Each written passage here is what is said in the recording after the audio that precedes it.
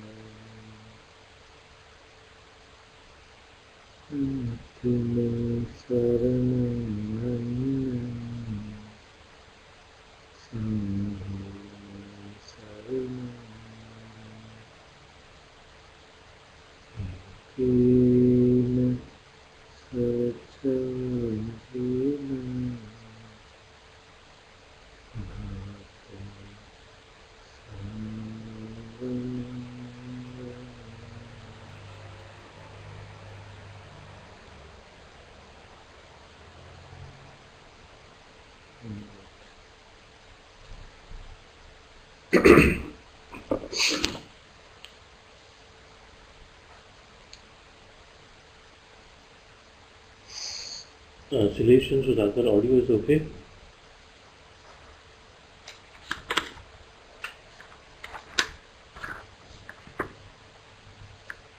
Okay. So starting chapter 74, chapter on anger. Why is this so relevant to all of us?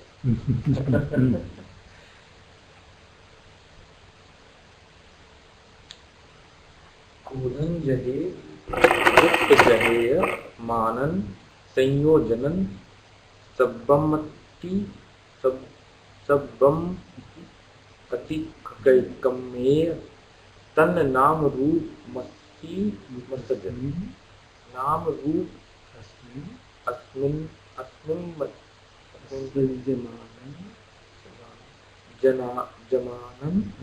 जमानन सज्जमानन अकिंचनन नानुपन्नति दुःखा। क्रोधम जहे, क्रोध को युक्त जहे, मान मतलब प्राइड, उसको छोड़ दो। संयोजनम सब्बम अतिक्रमेय, संयोजन मतलब जो फैटर्स हैं जो रोकते हैं, सारे संयोजनों को ओवरकम कर दो, उनका अतिक्रमण कर लो। तम नाम रूपस्मिन् असज्जमान, असज्जमान मतलब डोंट क्लिंग, नाम रूप के साथ अटैच मत हो, माइंड बॉडी के साथ अटैच मत हो। अकिंचनं नानुपतन्ति दुःख, so such a person, अकिंचन who is nothing, he doesn't have any suffering, no suffering befalls him. So there is a story associated with it of Venerable Aniruddha. He came once to Kapilavattu to see his relatives, they are all from his land, and he said only his sister did not come, everybody else came. So he asked about her and said that she is suffering from skin disease. And then he asked her to do some meritorious deeds, and she started to build a hall, and then slowly started recovering from that. When the hall was finished, then Buddha and monks were invited to Armstrong there. And then he asked the Rohini to come, and then he said, why you have this disease? Of course, this is again the karma of the past life, which many people find difficult to believe. So he points out anyway that in some past life she was the queen of Banaras, and king had a dancer whom he liked very much, and she became very angry with him and jealous. And then she put a itching powder on her and on her bed. So when she slept, she itched all over and that even worse. And he said that as a result of that, she is having skin disease now. And Buddha exhorted them to give up anger and not cling to anything. And then spoke this verse, and they attained full awakening immediately. And some people became fully awakened, and others was cured, and skin became clear.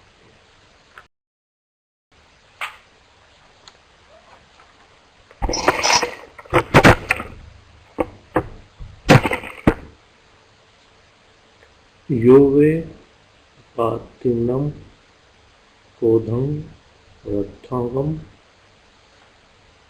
bahantavamava varaya tamahang saratim brumi rasmi gahato pitaro jano. वे जो रोज वे उपत्तिम कोदम जो कोद उत्पन्न हो गया है रथम भंते वारे like a chariot जो स्वे कर रही है उसको इसी तरह से उसको स्ट्रेन कर लेता है तमाहम सारथिम ब्रूहि मैं उसको कहता हूँ charioteer is he you can control the chariot who is swaying रस्मिन गहो इतरो जना अगर बाकी लोग तो सिर्फ रस्सी को पकड़े हुए बैठे so that is what his translation. Who would restrain rising anger like a swaying chariot? He might call a charioteer. Other people just pull the reins, not doing anything. There's a story associated with that of a monk who wanted to build a hut for himself, and then he was cutting a tree. Then the tree spirit came with her son.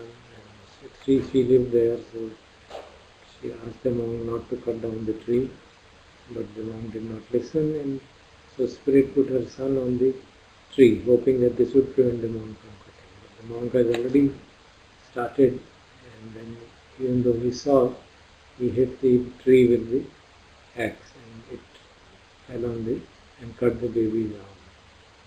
So the spirit became very angry and was about to kill the monk, but then she reflected that I should not harm the monk, but that would be a lot of demerit. So instead she went to see the Buddha and told him what had happened. And then Buddha told her this verse saying, praising her, self-control, and then he taught her Dhamma. And spirit became Sutapanna. She was offered a new tree to live in the monastery. Then after this incident, Buddha made a rule that you should not cut any plant in the tree. So इसमें who would restrain rising anger like a swaying chariot? इसका मतलब क्या था? ऐसे को charioteer किसको कहते हैं? उसी को कहेंगे चैरियट जो इधर उधर डोल रही है उसको भी वो कंट्रोल करके रख सकते हैं, उसको हम असली चैरियटर कहते हैं. बाकी लोग तो रस्सी पकड़े बैठे हैं. That is the metaphor he used. Third is of course very commonly quoted saying, Kodhane jinne kodhan sadhun sadhana jinne jinne kadariyam danena सच्चे नलिका वादिन. क्रोध से क्रोध को जीतो. तो गलत काम करते हैं ये असाधु जो पापी लोग हैं उनको पुण्य से जीतो. जिन्हें कदरियम दान है जो माइजरली लोग हैं उनको दान से जीतो. सच्चे नालिका वादिन जो झूठ बोलता है उसको सत्य से. That's very commonly quoted verse from Dhammapada. See, the story is about a young rich man's mother who had a servant named Punna, and once he and his wife went to give alms food to Venerable Sariputta, and as a result of this he found gold in his field while he was plowing. So the king declared him to be a royal banker, and the whole family became very rich and influential. Once he was offering alms food to Buddha for consecutively 7 days, and after hearing Dhamma, his whole family, including his wife and daughter, attained awakening in first stage. So then his daughter Uttara got married to another person, another person, and they were not able to perform meritorious deeds. So her father sent some person so that she should take care of the household duties, and then she can do the other activities of offering fruits to the monks and everything. So the person who came to offer was a head servant there. She saw that the king, the rich person, is quite happy with his wife, and he smiled. So he thought that, what did he say? He read it out. Not recalling exactly. When her husband saw her, she smiled because he did not understand the significance of giving and thought her stupid. But that servant, thinking that the husband is smiling, she thought he likes me. And then she thought, well, I should do something so that he does not like his wife anymore. So she bought some boiling oil with the intention of pouring over the head of this Uttara. But Uttara knew what was going to happen, but she did not feel any anger in spite of that. And when the boiling oil was put on her, it didn't harm. So Uttara was just Sririma, the servant, was quite unhappy. She brought another can of hot fire, but then the servants caught her and beat her. And then she sought her forgiveness, and Uttara told her to go to the Buddha, who taught her Dhamma and held her reach over it. Buddha listened to all what happened and praised Uttara for not feeling any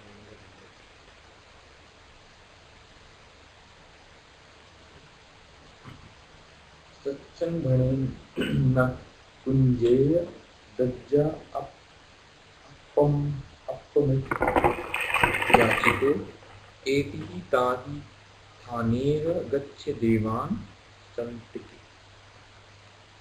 सत्यम बोलो, सत्यम मैंने speak the truth, सत्य बोलो, ना कुछ है, बुरा बुरा मानो, गुस्सा मत करो, कुछ मतलब क्रोधित मत करो। दजा अपम अपि याचितो, अगर कोई मांगने आता है याचित भिक्षु आता है कोई आता है, दज्जा उसको दो, अपम अपि थोड़ा ही है ना, थोड़ा ही दे दो, पर दो।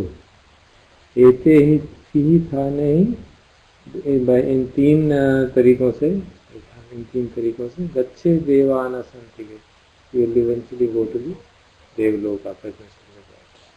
That is the admonition here. And this is again with Venerable Moggallana. He used to go often to Devloka, so once he went there and saw that and asked the good Devas, what is the good deed you have done that you came here? Then he told, somebody said I gave a good charity, somebody said I always spoke truth, another person said that I never got angry with my master, she was a servant, I never hated him, although he beat her.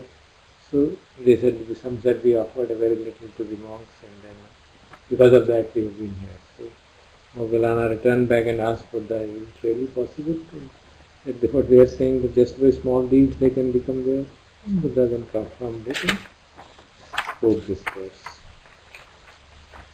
अच्छा, जैसे रास्ते में जब crossings पे होते हैं, people come to. Yeah, so one has to see, no? Whether they are, why, if you don't give them, what volition? It's the intention which matters. If the intention is that they are young and healthy people, and if they give them, they will become parasites, it's not a good intention. If you see somebody, then you can. Of course, mostly the term yachiko is meant for monks. The yachana kar rahe hain, alms food. So basically meant for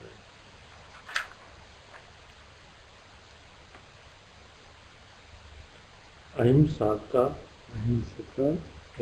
का ये मुन्नायो निच्छं कायनाया समावुत्ता ते यन्ति अच्युतं तन्हानं यथा गंधवा न सोचारे। अहिंसका ये मुनियो, जो मुनि अहिंसक है, हिंसा नहीं करते, नित्यम कायेन समुदय, नित्य अपनी काया को संयत रखते हैं, रिस्ट्रेन करते हैं अपनी बॉडी। ते यान्ति अच्युतम स्थानम, वो ऐसे स्थान को पहुंचते हैं जो कि वहाँ से गिर नहीं सकते, जो अनचेंजेबल हो, निर्वाण को प्राप्त करते हैं। यथा गंतवा सोच रहे, जहाँ जाने के बाद कोई शोक नहीं रहता। That's the translation. The wise ones who injure none, always controlling their body, go to the unshakable place, the nirvana, where having gone, they don't any longer grieve. This is the story is about a Brahmin who used to, whom Buddha used to go. So when he went for the first time, the Brahmin told him, "Come son, you have not come for a long time. Then come visit again." Then Buddha entered the house of Brahmin, then the wife also told him the same words, "Come son, you have not." So the monk said, "Why is he calling you son?" He said that in many lives in the past, these two people have been my fathers. And then recall immediately on seeing me. And then Buddha stayed with them for 3 months. And both the Brahmin and his wife were enlightened.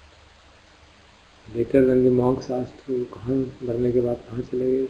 He told them that he had in fact attained the complete arahant. They have become arahants, and therefore they are not going to be reborn in any of the lokas and suffer every after rebirth.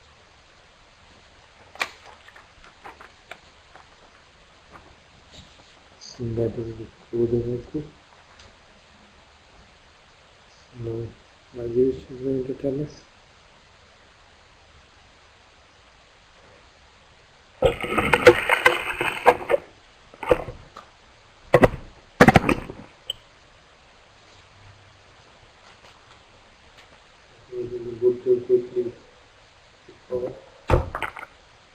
In the first near enemy that I took was the spiritual personality and the purification of the mind. And What was the new enemy? Spiritual personality. So the purification of the mind is something that when I was looking at that, it's a good thing, it's a noble thing, but we very soon turn this into a spiritual personality by clinging into it and relating it with the as I said, it's the extrapolation back of awakening. So we need to look at it in a way that uh, as we have to take care of a lot of things in life which are physical, we must take care of mind's digressions, and so purifying it is useful, is noble, but we turn that into a lot of stuff that we do in the camp. We can convert very easily into its near enemy and make it a spiritual personality. Again, the spiritual personality is based on sense of lack, and we say that I am somewhere and I need to go, somewhere. If I do this, then I'll become this, and then it also can translate into spiritual ego, similar to the metaphysical world, where people start to think that because I am doing all the purification of the mind, I am more wise, more holy, more noble, and then you start to become, create a spiritual ego on top of the spiritual personality. And we said that uh, the way to look at it is to not take the spirituality personally. It means which is to realize that the awareness that sees the flaws of the personality is not flawed itself. We, so we should abide in awareness more often than abiding in the personality. And whenever we are trying to do stuff from in our mind, that generally is done through personality's goals.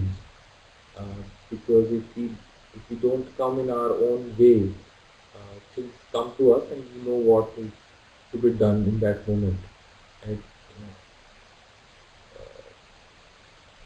so primarily the sense of self, which is I, come in our own way of seeing things as they are.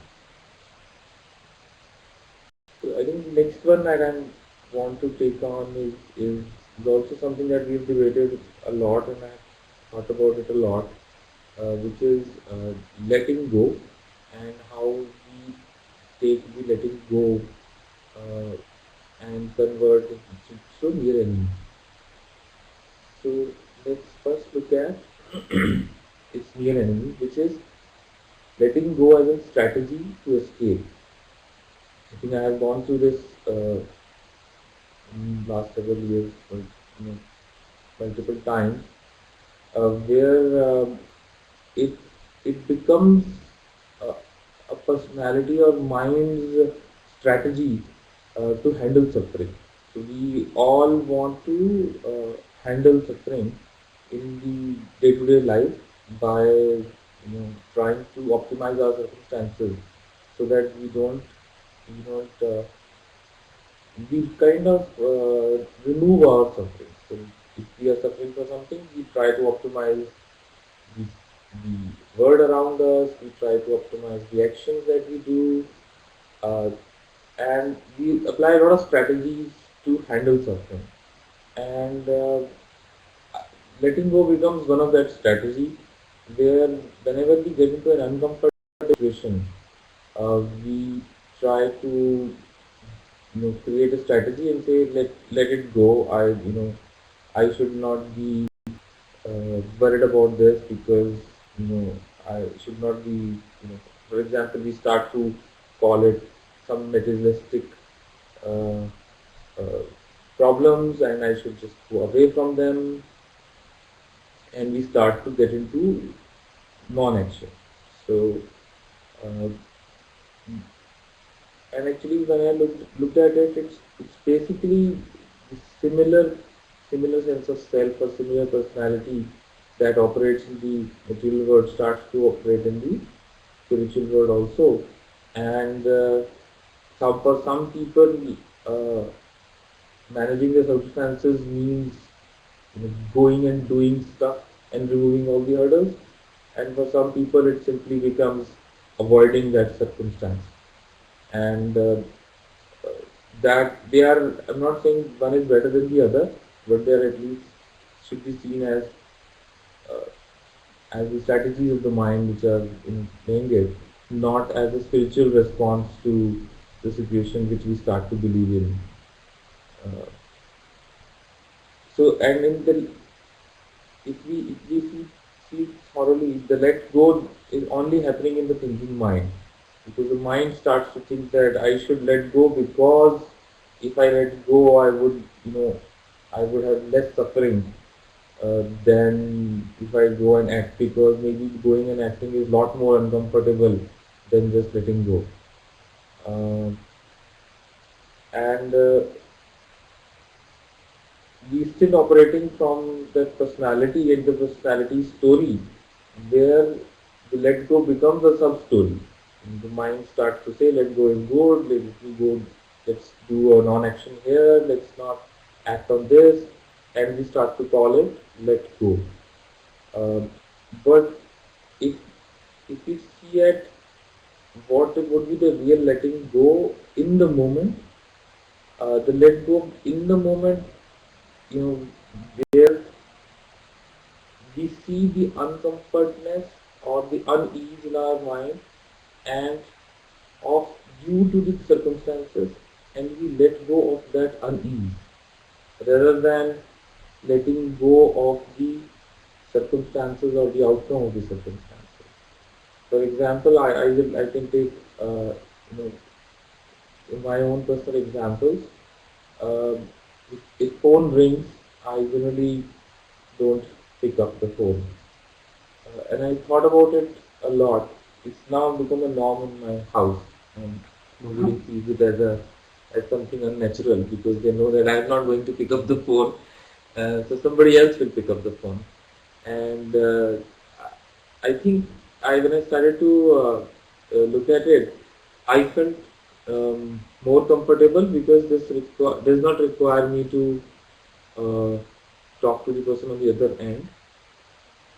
Which, when I looked at it, deeply, there was a sense of unease that if I pick up the phone and sometimes it will be relative or sometimes it will be somebody else, and they will start to ask me questions that I feel are uncomfortable.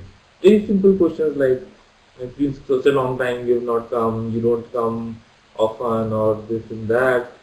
And though I know that they are the standard questions that they are going to ask, this I still feel uncomfortable answering them, so I'll rather let somebody else pick up the phone. Or if there's a decision that has to be taken, and I feel uncomfortable that if I take that decision and if that goes wrong, uh, very simple things like when are you coming? If I say commit something that I'll go on that time or that day without consulting, my wife, then it will be an uncomfortable situation. So I think I started to look at it as that, as a strategy it worked out pretty well, but I was missing the unease that was created in me when the phone was ringing. So rather than looking at it as a strategy where you say I let go of my control over the situation and let somebody else decide when to go somewhere or uh, what what what response to give on the person on the phone. Uh, I was missing the unease in that moment, and I was trying to optimize the future, which is basically a strategy inside the mind, where I would say that if I don't pick up the phone, I'll be more comfortable, more peaceful. But I completely missed the unease that was in the mind. So the real let go happens when when when you when you see the unease and let that unease go, rather than make circumstances work X way or Y way. So what I have started to do now is, as soon as the phone rings, that's a reminder to me that look at my mental state and my mental contents at this moment, and am I uncomfortable with that or not? And I started to see, yes, I am uncomfortable.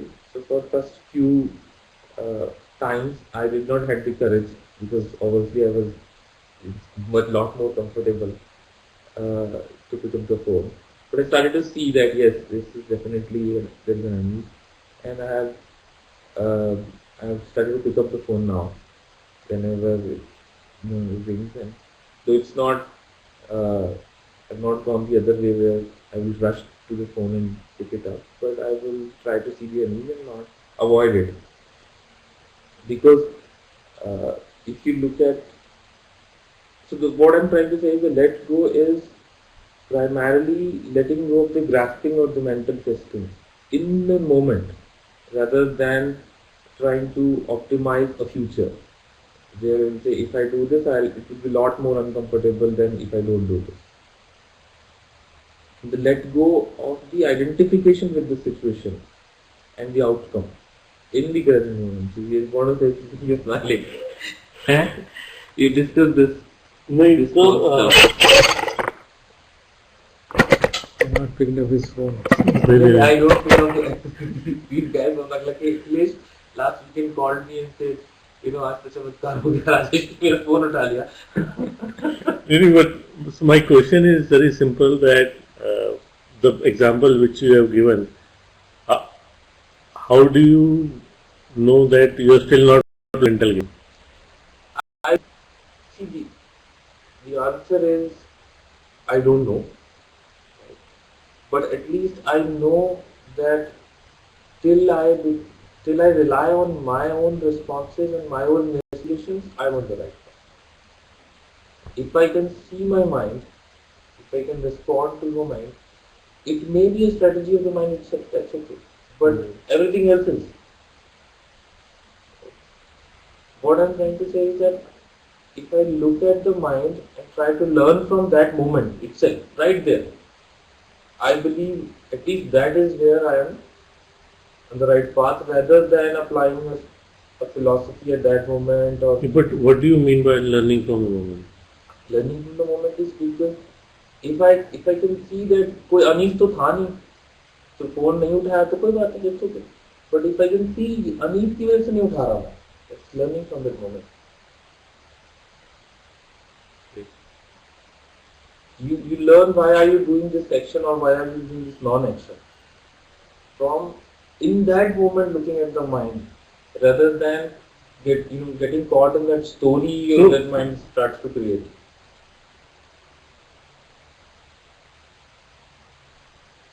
So one Some questions.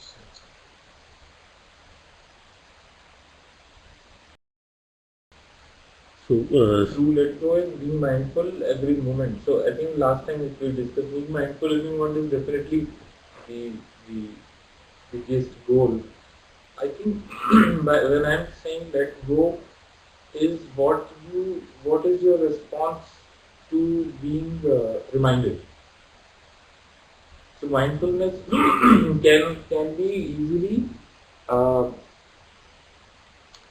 one part of the mindfulness is that you get reminded that you are lost.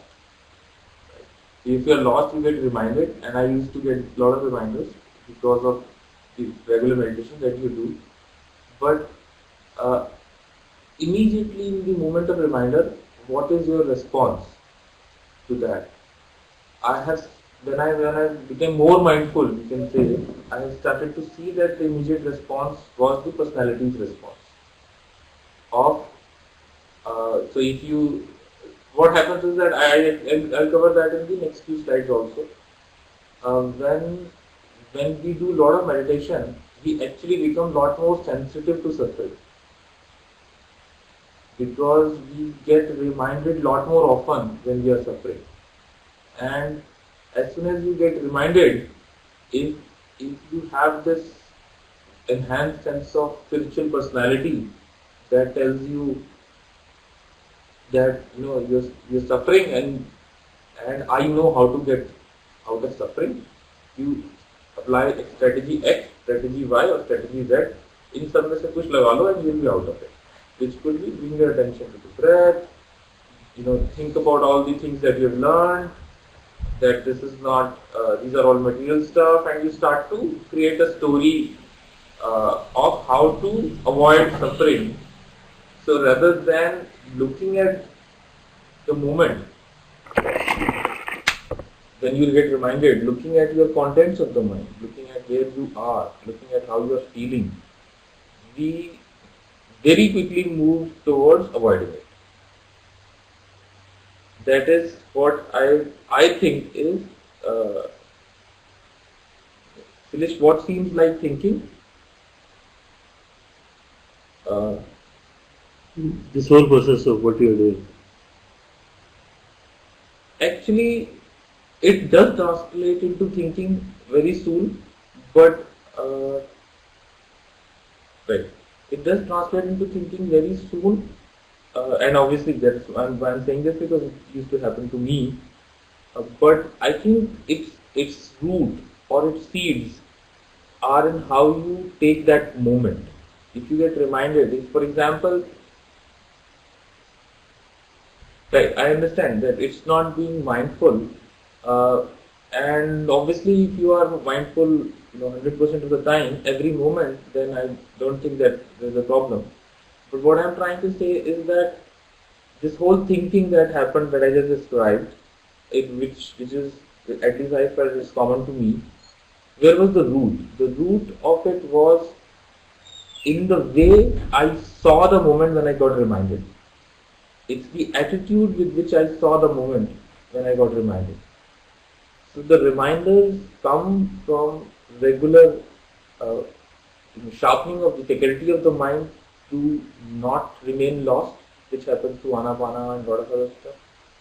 But as soon as you get reminded, you respond with the attitude. What attitude you respond to is what I'm talking about. You can respond to with an attitude that I need to see, I'm aware of it. Now I have to get rid of it without even thinking. If you are averse to suffering, then your response will be that. And that's what I'm saying. And soon it will translate into thinking, because that's how you responded to it.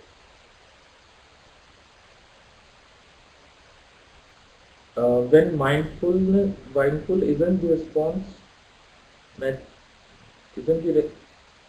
naturally happening. I don't know whether a natural response can be mindfulness. So I can only say about things that I have investigated in me. I have never seen mindfulness as a natural response to something. After becoming mindful, there is a response coming from my own attitude, my own sanskars, my own accumulations, and what I'm talking about is not how I get reminded. I don't know how we get reminded. I don't know how we get mindful. But on investigation, I also felt that the more you sharpen the faculty of awareness, and also you create aversion towards suffering, you get more reminders when you're suffering. It used to, I would get reminded a lot when you're suffering. And it becomes a real cyclic stuff where you say that your tension to ja hi nahi hai. And you every 5 minutes you're reminded yourself you're tense. Because I think the response to being reminded is ki jani chahiye. So I think So actually तुमने जो example लिए yeah, in fact, I got it. तुमने जो example लिया उसको let me try to please from my understanding, and then you can tell whether you meant that also or not. So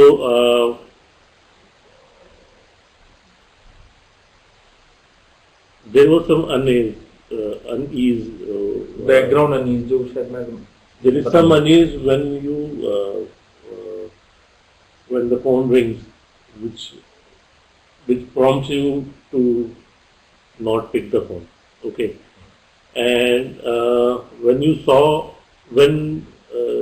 became more mindful, or you saw that unease, then after seeing the unease, probably when you relax a bit or you let it go, then after that you let your natural reaction to happen. And if the natural reaction is that you still don't pick the phone, you don't pick the phone. If the natural reaction is that you pick the phone, you go and pick the phone. Absolutely. So in that sense, you are not. To be reading the Satipatthana Sutta from the Majjhima Nikaya, the four establishments of mindfulness. Thus have I heard, on one occasion the Blessed One was living in the Kuru country, where there was a town of the Kurus named Kama Sadama. There he addressed the monk.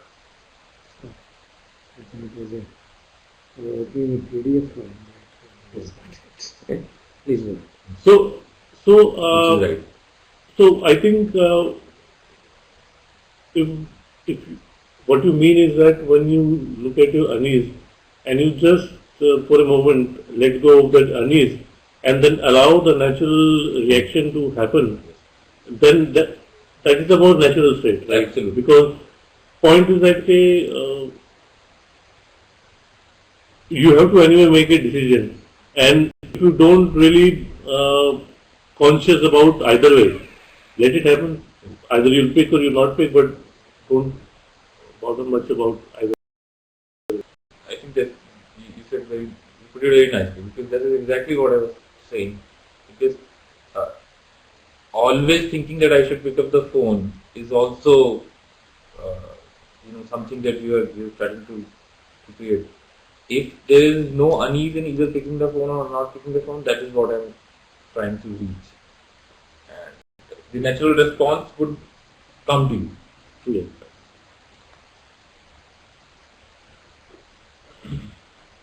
So I think the let go, the two let goes I'm talking about. One is the actual let go of the unease in the mind, or the identification with the mental story.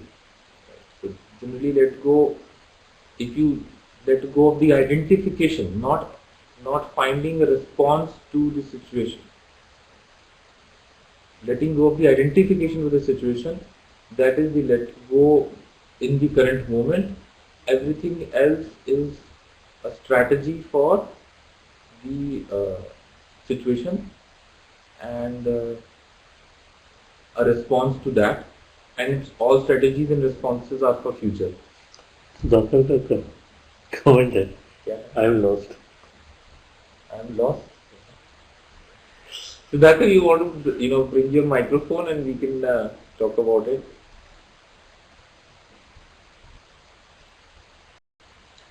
So, okay. So, before actually some comment comes, I just wanted to comment on what you just said. You said let go of the grasping.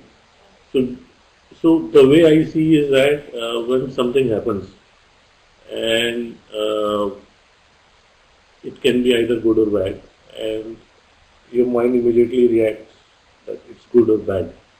And when you let go of the grasping, you don't really grasp that it's either good or bad, and you just leave it rather than identifying it, or you've identified it also, you just leave it.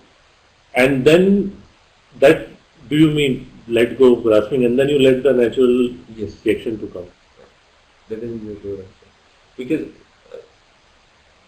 that there can be only two responses. One is, we could say that the good, the bad को हम justify करने की कोशिश कर सकते हैं.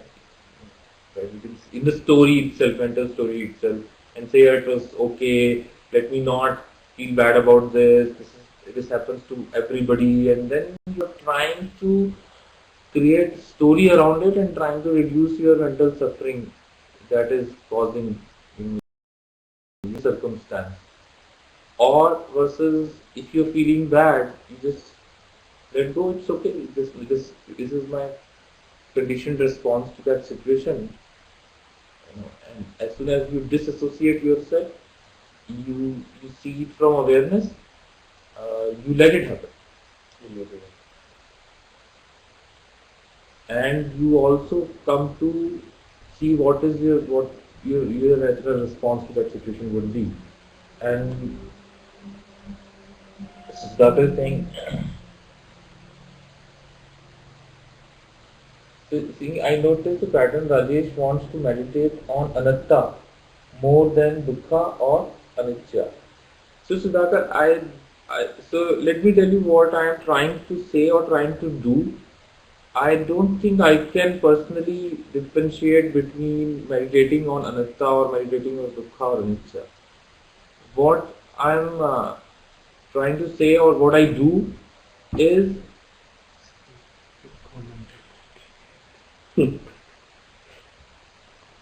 there are three verses that Buddha gives to three groups to meditate: anicca to some, dukkha to some, and anatta to other groups. None of them make any progress. The Buddha switches the meditation object, and all three groups make rapid progress. I cannot recollect those three verses from Dhammapada. Sir can recollect it. So maybe sir, I think you want to add, but I can just tell my response to it. I think though we are all studying a lot of verses, but I am getting more and more inclined towards learning from what I see in myself. And what I see in myself, and I try to make understanding out of it, and then relate it with what Buddha has already said. And as it would happen, most of these things are already there. And I found that, after reading all these verses, then I got inspired to look into myself and investigate myself, and that's why I'm trying to investigate. So there is no disconnect between what we are reading and I feel what I'm trying to do, but so as I said, I don't know how to meditate on anatta or how to meditate on anicca or how to meditate on dukkha. I actually don't know any three of them. All I know is that how to investigate the present moment. Whether I am sitting in the meditation or I am in the day-to-day life, as soon as I get a reminder, as soon as my awareness is back, all I'm saying is how do I investigate that moment? How do I see that moment, or how do I dissociate with that moment? And Actually, what you are so the last week sutta which we read, that was also about perceptions, not to identify or not to grasp or just see your perceptions.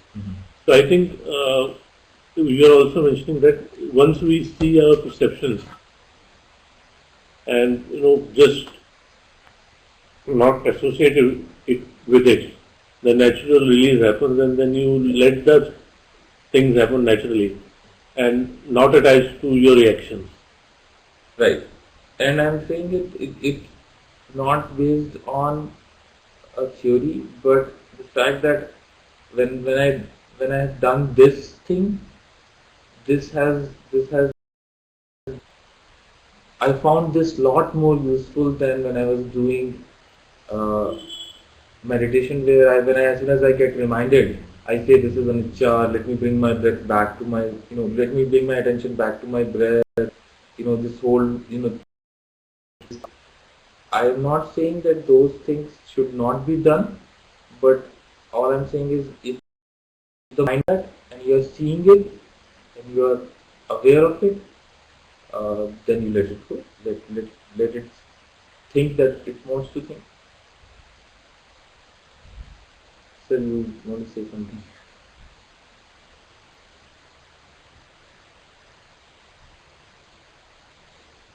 See, various dimensions with which we can address this issue.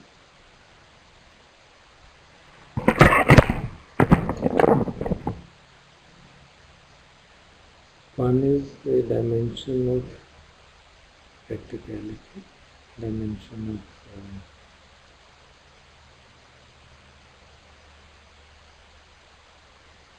understanding how things are happening.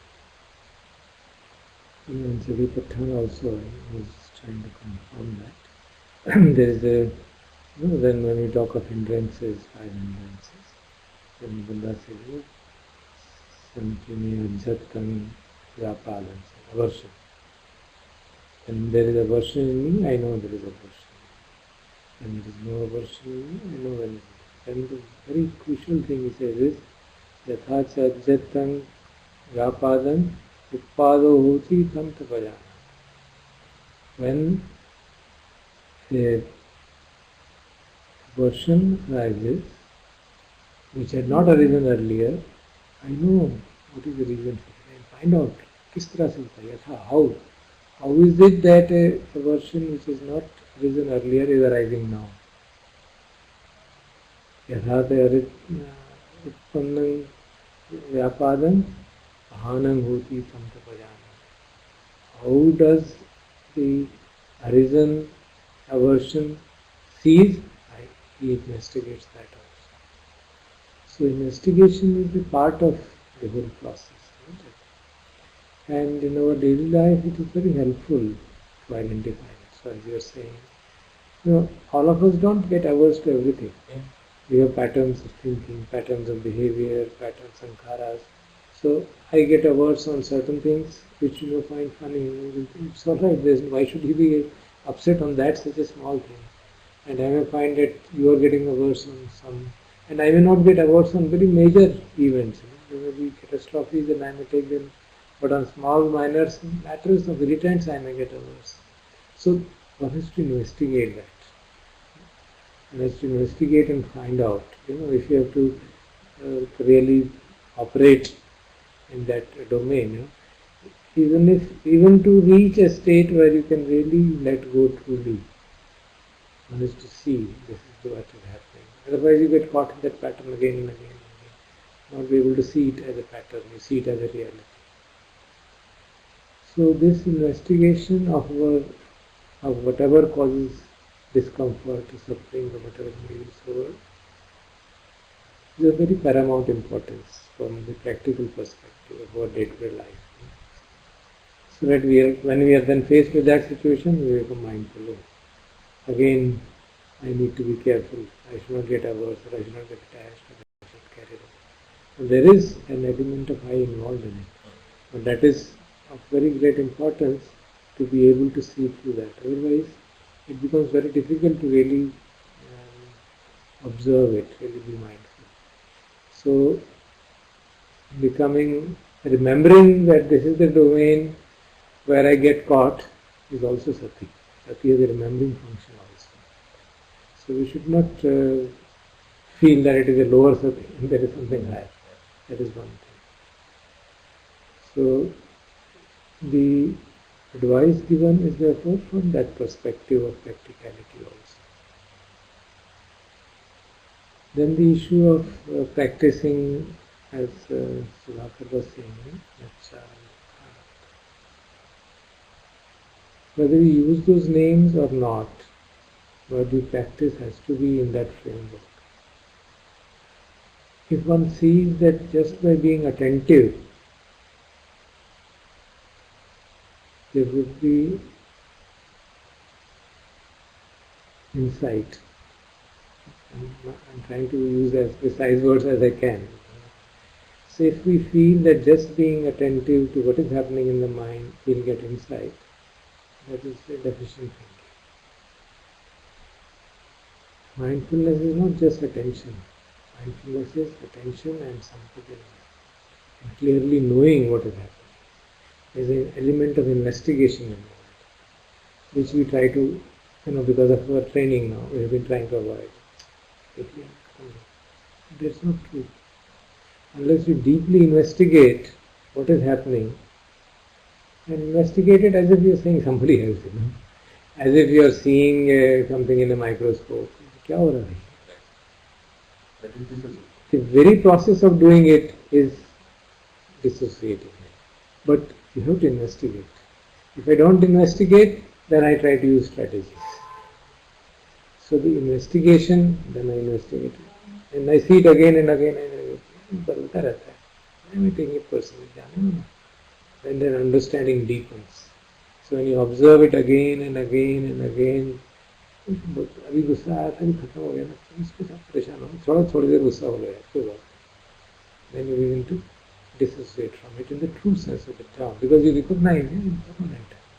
No, anatta lakhana sutta, Buddha teaches it, starting from body is impermanent, and it is therefore a cause of suffering. So that sequence, that is a paradigm, framework of analysis. That is not a theory, that's a framework of analysis. You can verify it. And when you verify it in that manner, then the insight can develop quickly. Otherwise, you get from one way of mechanicality, you get into another way of mechanicality. That's how I see it.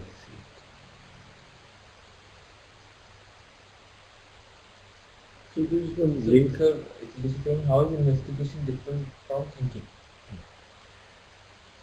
It is based on experience. There is no thinking involved in that directly. It's a reflection. I am sitting and observing, okay, what is going on inside me? It's confusion. Let me see what is going on inside. I'm just observing what is happening in the body, what is happening in the mind. I'm actually feeling the body sensation. If the breath is getting different, if I am getting frightened, I just observe. Fear is arising. So, based on that insight, that is if you see the paradigm of Four Noble Truths, it is actually understanding suffering. Suffering should be understood. This is the exact word which is given. And suffering has been understood. So how it is to be understood means you have to sit under it and see kya ho raha hai. It's not try to circumvent it. Suffering हो रही है, इधर से निकल जाओ. Nor deny it. क्या suffering तो कुछ होती नहीं, मैं तो वैसे ही शुद्ध हूँ, मुझे क्या करना, suffering हो रही है. No. Go through it. One has to go through it, experience this is what it is. And that experience automatically will create a kind of investigation. Why am I suffering again and again? And you know the real cause of suffering. And then once you know the real cause of suffering, it is automatic. You don't need to do anything on it.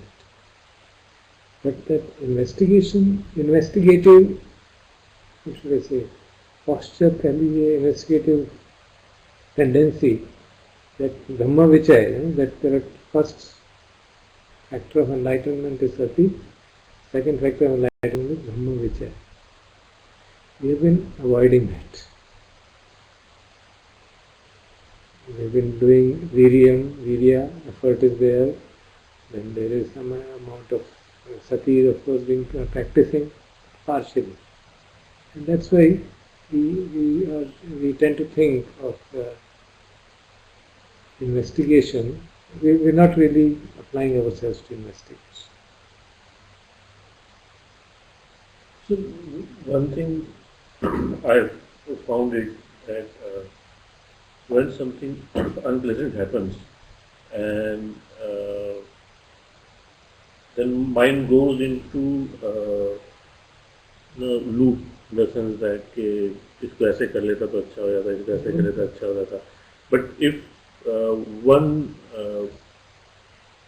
accepts at that moment कि I'm feeling bad and it's okay to feel bad, then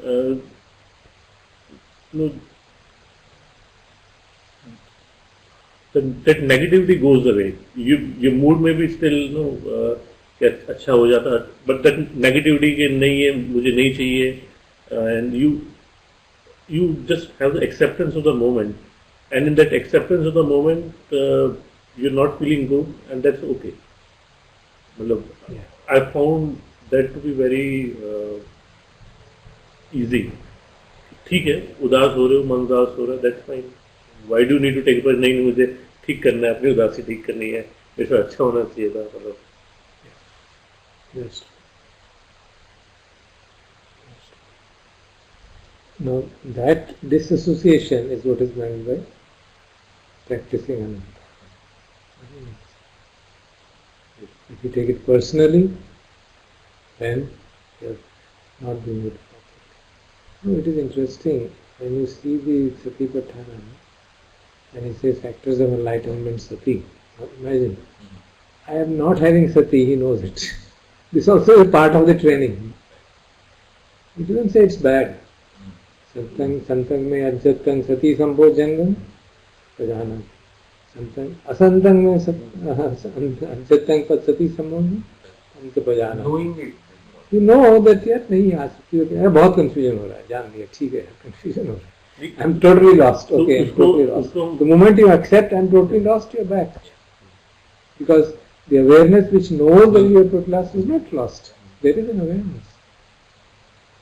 So that you can call it anatta practice or you can call it dissociation. It's just a matter of chance. But the way Buddha teaches us is so profound that if you really follow it strictly, it's very, very clear what is happening. But Buddha doesn't go. It takes time. It has to be practiced. So, वही बात है ना. करत अभ्यास जड़मति होत सुधार. हमारा मति तो पूरी जड़ है एकदम. Because it has a kind of conditioning of the whole human race is this. And as you said, I found that when you are having this attitude of investigation, the moment जैसी awareness आती है, you start to relate it with what you have read. It automatically will come. That is a conditioning. Right. Whatever we will investigate will be in the light of our conditioning. What else can we do? There is no other way. So investigation उसी light में, conditioning में light में होती है. अब वो अविद्या की लाइट में है कि विद्या की लाइट में, वो डिपेंड करेगा कि आपने अगर स्टडी की है, अगर आप सुतवा हैं तो ही कर पाएंगे, असुतवा है तो आप अपना हिसाब लगाएंगे जो आपको समझ आएगी. That's why repeated reading, repeated reflection, association with friends who have that kind of thinking is so many times advised by Buddha as a means of enlightenment, means of awakening. ये लिंक क्या है टोटलनेस? I think वो सूत्र का link है शायद, जो यहाँ पर कह रहा था कि Dhammapada was. कौन सी है? where Buddha was in Dukkha meditation to one. अच्छा, कौन सी देखें जरा, कौन सी बात? ये सब्बे सब्बे संखारा अनिच्छा थे, वो वाली वर्सेस हैं क्या? 3 मुझे मालूम नहीं है, मुझे स्टोरीज याद नहीं रहती मुझे। सब्बे संखारा अनिच्छा थे, वही होगी ना शायद। हाँ, they are very famous things. सब्बे संखारा, गुरु जी भी चांट करते थे ना, सब्बे संखारा अनिच्छा थे यदा पन्याय पश्यति अथ निर्बिंदते दुखे ये समांको विसुद्धि। देन सब्बे संखारा दुखा थे यदा पन्याय पश्यति अथ निर्बिंदते दुखे ये समांको विसुद्धि। Then see there is a change. सब्बे संखारा अनत्ता नहीं, दैट्स रॉन्ग, इट्स रॉन्ग। ते सब्बे धम्मा अनत्ताति यदा पन्याय पश्यति अथ निर्बिंदते दुखे ये समग्रो विसुद्धिया। So this is somewhere, wherever he has taken it is not correct.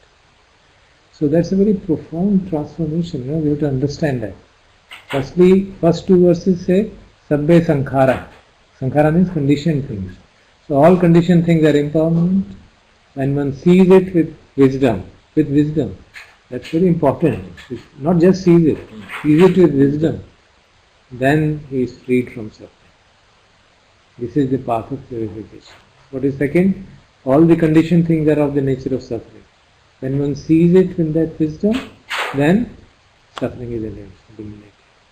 Third is not sankhara, sabbe dhamma. Dhamma means everything. Conditioned as well as unconditioned. Even nibbana is anatta, is not personal. So, sabbe dhamma anattati yada panyaya pasyati. So when one sees with wisdom that everything in this universe is without substance, without personality, it is not having any sense, then one is freed from suffering. So that, you know, I don't know how this website has wrongly written it. Sabbe dhamma anattati. That's it. I mean, repeatedly it is pointed out by many monks. Why did he use this word suddenly dhamma there? The reason is this. Because Dhamma means everything, the way it is. It includes the experience of Nibbana also. That also is to be seen impersonally. Otherwise, they get trapped.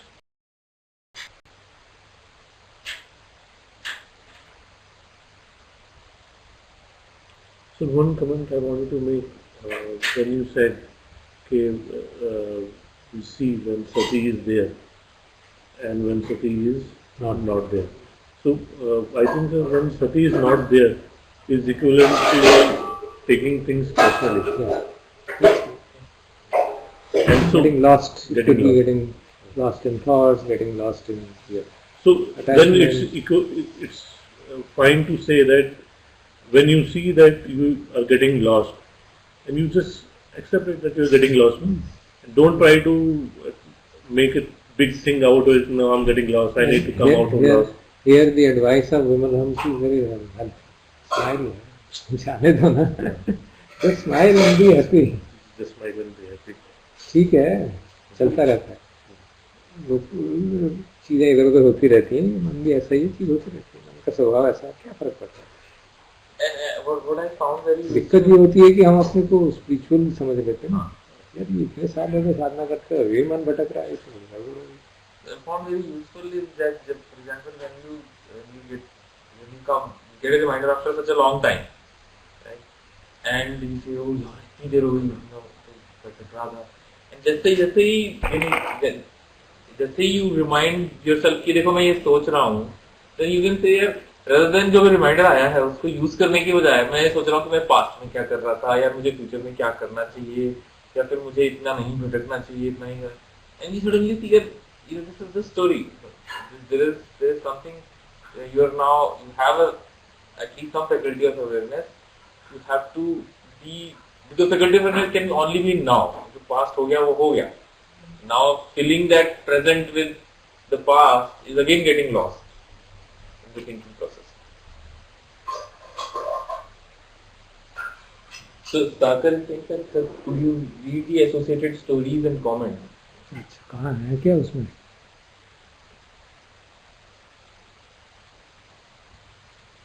necessary story.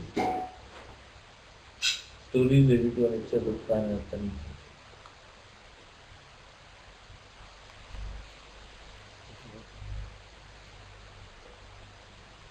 बहुत बड़ा कर दो ना।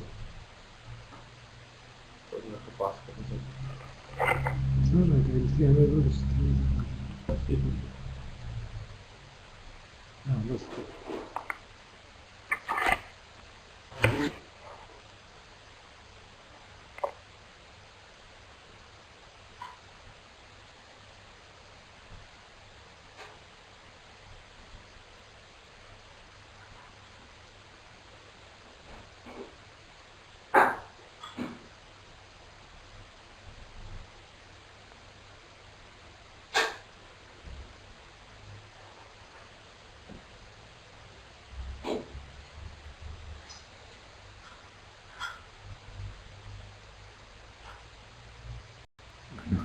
See, in verse 79 translation में इसने धम्मा लिख दी.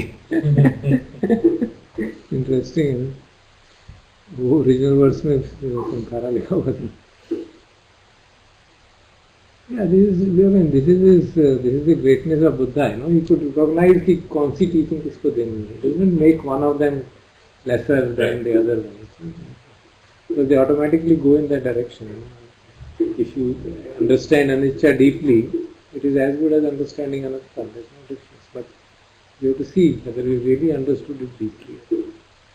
Once you understand anicca deeply, it means the Panchupadana Khanda is not there. They are all anicca. And if they are all anicca, then you don't take them personally. Obviously.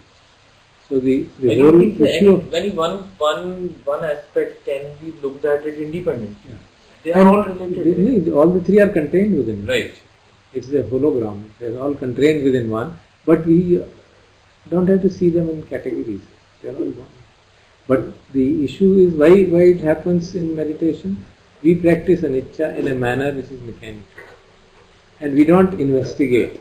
We say, हाँ संवेदना अनित्य है, बस खत्म हुई बात. तो संवेदना देखने वाला भी अनित्य है, मन भी अनित्य है, विचार भी अनित्य है, जो आपकी परसेप्शन है वो अनित्य, आपकी intelligence, those things we don't take it to the hilt. Right. That is the problem. So unless we take it to the hilt, even anicca, that the like संज्ञा is अनित्य, so difficult. संज्ञा ही अनित्य है तो मैं कहाँ से आ गया? मेरा perception ही अनित्य है. The feelings which I get are outside. The sankharas are anicca. Sankharas are मेरे habit pattern है यार. What do you mean they are anicca? But if you recognize it deeply, then you can see there is no I. Because you put it very nicely. For example, when हम लोग देखते हैं mechanically, तो संवेदना तो नित्य है, देखने वाला भी नित्य है. I think we never investigate to that level. And in day-to-day life also, in lot of our responses to perceptions and stuff, we don't investigate. Because then only you will get insight. If you don't investigate, you will get calmness of the mind. You will get self-improvement. Which is what I got by not picking up the point. Because I was happy. You get self-improvement. You know, there is a very clarity on that. One is self-improvement, other is self-transcendence. So it's not that self-improvement is our enemy. It's not a near enemy, but it is a limitation. It limits you. You get a suffering of an improved person rather than suffering of a person who is not improved. Something else is written. Can you read it for me? नहीं sir, वही है. It's few very short stories on that day. Yeah, but they are, I think, sufficient for us to comprehend this.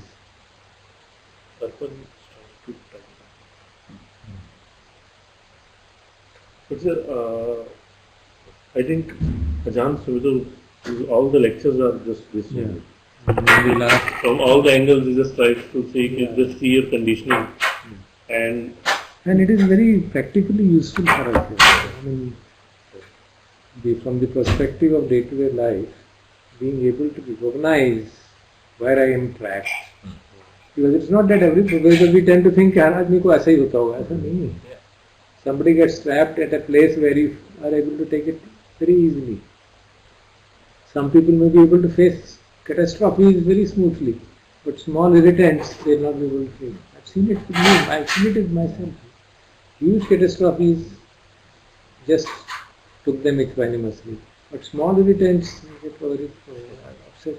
लेकिन वो भी होता है कि आपको जो बड़ी चोट लग जाती है, then you are able to still bear it peacefully. कि स्विच हुआ तो Not only that, it is basically association with the person. If it is your own very dear person, even a minor irritant from him or her will cause you great pain. Yeah. But if it is something which naturally happened, what can you do? इसके If on the road somebody shouts at you, abuses you, क्या कर सकते? But if it happens to be your son, you feel bad. You know, that example Guruji अगर gives. बच्चे को 2 दिन बुखार आ जाए ना तो एकदम डिप्रेशन से हो जाता है कि क्या हो रहा है, ठीक नहीं हो रहा. We can see that attachment. So therefore one has to recognize somebody may not get upset on something. So that issue, यथा से उत्पन्न से काम छंद से उत्पादो होती, यथा से अनुत्पन्न से व्यापाद से काम उत्पादो होती, किस तरह से ऐसा हो रहा है, this is to be investigated, no? Investigated by each individual. Guruji cannot tell us. Nobody can tell. Buddha cannot tell you. उनको देखना, हाँ Buddha may be able to tell you. Sorry, I don't know, because he could penetrate into others' minds. But you can't, nobody can tell me. They don't know. Nobody can find out what is it that is my prominent sankhara. Buddha could tell him then that this is their prominent sankhara. We have to find it out ourselves. There's no other way. Or you find a Buddha to teach you. Yes. Probably. There is, I think, in that moment, just looking at it and finding out what's going on, getting it. Not to investigate. You dissociate. You dissociate automatically. You cannot.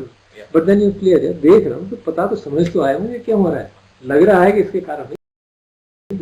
The moment you adopt that stance, you begin to unravel the knot. So we were, I think, listening to a very interesting talk by somebody in one of the Friday meetings, and he was taking a very good example where he's saying that can you what would you say to who's going around looking for himself,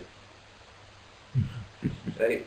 So basically, you can't, for example, you can't look at your eyes, you can't look at yourself. You can never look at yourself. You can only look at something that's not you. So as soon as you look at something, you will recognize that's not you, and that means that as soon as you try to investigate something, you dissociate with itself, with that thing. And I think the identification creates that dissociation was very important for that. The moment you try to investigate something, you actually dissociate with it, because that's the only way to investigate. So Arpan says that ये बहुत बढ़िया था, suffering of an improved person. Thanks for that insight. Right, that was very nice. These are, I mean, Ajahn Sumedho uses these terms. Actually, I don't know, he uses some other word, but he points out as many terms that there's.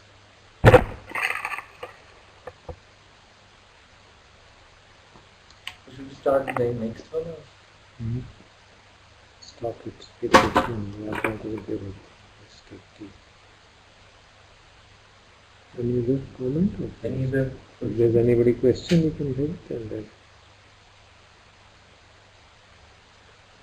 take tea for some time and say goodbye to everybody.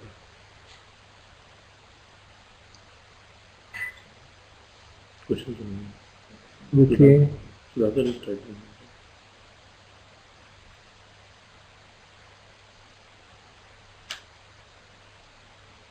No question. Only questions on. Thank you. So is it for all of us. Wish you all the best. Thank you.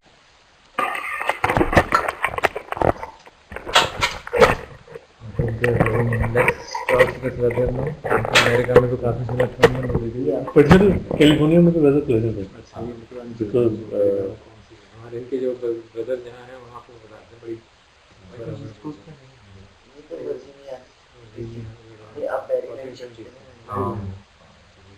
Salesh is saying so it's hot they have. I think California is having some drought. वहाँ नहीं ठंड होती, एक तरफ गर्मी एक तरफ ठंड।